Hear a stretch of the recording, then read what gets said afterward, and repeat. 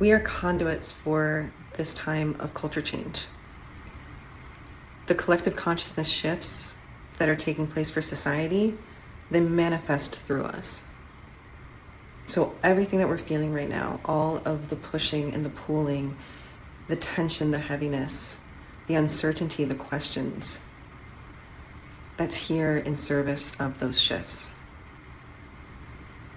So, I hear it most often framed when it comes to our emotions, when it comes to these things that we're feeling these days after a big current event like this election, as process what you feel so we can get the fuck back to work, right? There's no time, lock in. We got shit to do. And I feel that, I get that. But there's more to this inner stirring than just something that needs to be managed or taken out back behind the barn and taken care of. If we think of the collective consciousness sociologically, right now I'm sourcing from Emil Durkheim's definition of it, it's where our sense of self as society lives, right? It's our shared values, our shared morals, our shared worldview. And in this day and age full of political disintegration and breakdown and parts of our system really pushing up against its own edges, all those things are in flux. And what we know about emotions, what we know about feelings from healing-centered sciences and psychology and neuroscience is that our emotions reveal things to us. They reveal us to ourselves. They reveal to us what's important. They reveal insights and guidance about what we need and how to go about doing it. So in this way, this stirring, this grappling, this heaviness that we feel in our bodies these days are here in service to reveal things to us. So that's why for me, I am in a big process of just creating space for it all, and creating space for it because there's value in doing so. And not as a means to an end necessarily, right?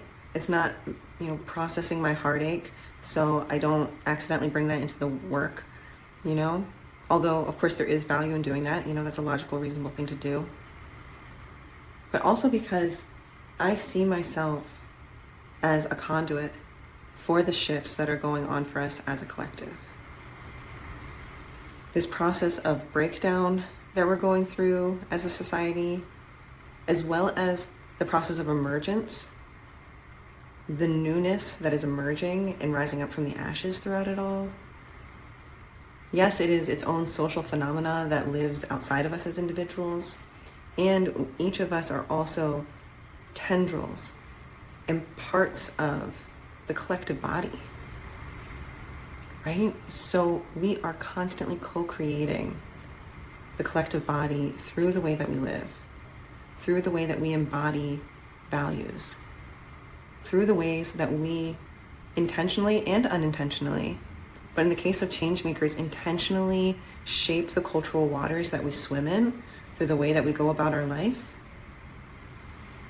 We are co-creating these shifts. And for me, I really step into this work with a lot of humility and a lot of not knowingness, right? I'm not advocating, and I'll just speak for myself right now, although it is a message that feels like it has wider reach.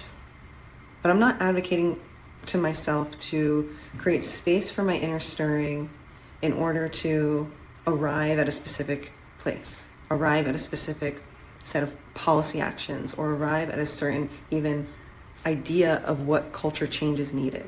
Although of course I have different visions and ideas, I'm really entering into this work and being in practice in this work with a lot of humility and a lot of not knowingness, a lot of spaciousness for being surprised and allowing whatever is meant to come through right now, what is meant to emerge for us as a society, for us as a culture, and then for me as an individual and the unique role that I'm meant to play within it all, to do so.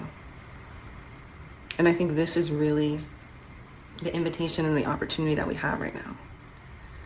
At a time when it feels like so much is outside of our control, and yet we are feeling and sensing and seeing so much, we do have an opportunity and an invitation to work with all that we are seeing and feeling and sensing constructively. Not letting it overrun us or run us down.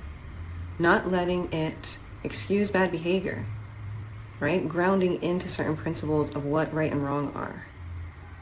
But also giving ourselves a lot of grace. Giving ourselves a lot of grace and being in the practice of working with this constructively. Taking what we know about how emotions work, the things that support them best, both from psychology and healing-centered sciences and also from wisdom traditions and spiritual lineages, and really allowing that which is alive for us to shape us. So that's the invitation that I'm holding within myself right now, and that I want to just shout from the mountaintops. So here I am on a digital hill, a small little digital hill, trying my best to speak this into existence, because it's guidance that I'm receiving really strongly right now, and it feels like it wants to be known and out in the world more. So let me know what you think.